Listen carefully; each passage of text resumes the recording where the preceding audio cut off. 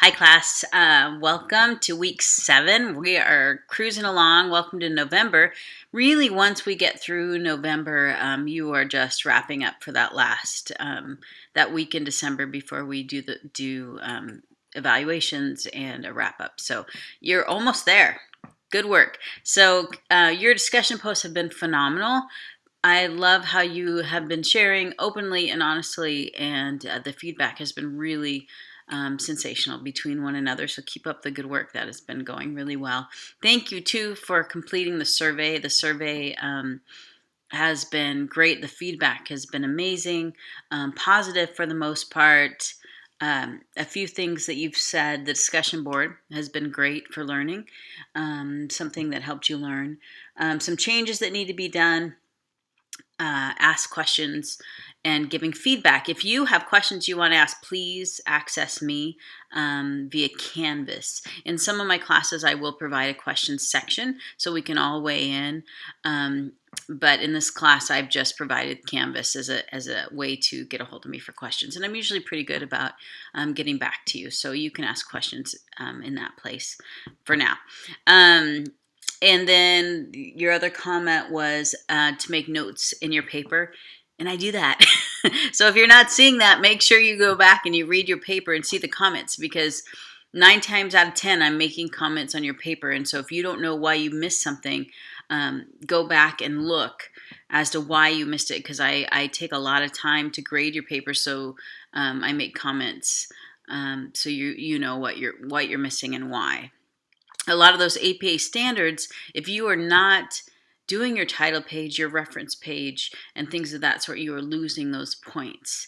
And that's really up to you. If you choose not to do APA standards and those points aren't very important to you, then that's your choice. I mean, you are in college to learn, and I feel like APA standards are something that you're going to get throughout the rest of your academic career. And if you want to learn it, then here is a great place to learn it, because I'm pretty easy. It's not an English class, but it does have a large writing component. And so I am grading you on that, but I'm not being a real stickler on it. So this is a great place to learn. If you choose not to do that, that's up to you. You are in charge of your learning. So, so just so you know, it's up to you, and the feedback is there in your papers every time. Okay, so let's see. The most challenging thing has been the APA standards, for one, and something that I don't know what I wrote. So sorry. And then something that you've enjoyed most about it has really been these video announcements, which is funny because I'm not very good in front of the camera, but it does give us a connection, I think, and I appreciate that. So good. I'm glad that's working for you, and I know it's a lot of work, and I know that many of you, well, not many of you, but a couple of you have said it's a 3-credit class and it feels like a 5-credit class, and it is my job to give you all this information for you to learn. And if you choose not to do all the reading or do the extensive work that I've given you, that is totally up to you. But what I don't want to do is provide you with too little information and have you wishing that you had more. So your learning is in your own hands. If you want to do it, if you have time to do it, then go for it. And if you don't, then it's up to you, right? I'm your instructor, and that's why they hired me. So hopefully that works out. Let's see, what else? Oh, and another thing is, many of you said it'd be nice if I changed it up a little bit and did some quizzes or multiple choice and things like that. Actually, I think there were only 2 of you that said that. And I want you to know that I would love to be doing that. If we were learning vocabulary or if we were learning different things, I would definitely include some of those quiz components. But the truth is the things we are learning are better dialogued and discussed in a paper format.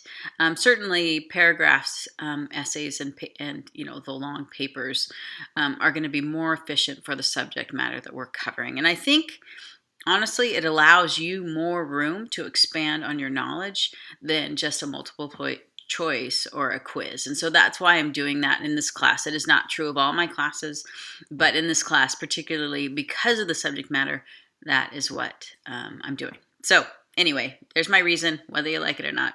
So, okay, and then this week we're dealing with tolerance. It's a big deal around school, so we need to hit it hard, and there's lots of reading there for you. And then the last thing I want to touch on is the observation log, because I've had lots of questions about it. So the observation log you will find in your syllabus. There's a link to it. It says observation log and checklist. Now, the first thing, the observation log, you can turn in as many of those as you would like, or you can just turn in one. It is totally up to you. If you are going to the same place over and over again, then obviously you probably just want to turn in one of those papers that has the time, the date, and that sort of thing on it. If you are going to multiple places and you have different signatures, then you're probably going to want to use a log that is different, that you've had 3 or 4 and people have signed off on it. You can send it to me digitally, or you can send it to me via campus mail, MailStop 29. You can send it that way if you'd like to. Either way, I just need to have it by December 11th. Okay, and what else? Oh, and the observation log, so the checklist. So the checklist is not so much a checklist as 1, 2, 3, check, check, check. In the Dell checklist and the other checklist, it is more of a guideline. So you're going to read it and you're going to go, okay, yeah, that's happening in this classroom and that's happening in this classroom. It's not so much like a box that you check. So it's a bit, the word checklist is obviously a bit misleading, but this is what the college has asked me to provide to you, and so that is why you are getting it. So if you could just look that over and take that with you as you observe, and just look around the classroom and see if those things are being completed, that's great. You don't need to turn in your notes or the checklist. Those don't need to come to me. They are for your own wealth and your own learning. If there's some discrepancy as to whether you have completed the observations, then I will ask for those forms, and I will ask also for your notes. Obviously, I'm hoping that you're all truthful and you're all doing your observations and everything is going smoothly.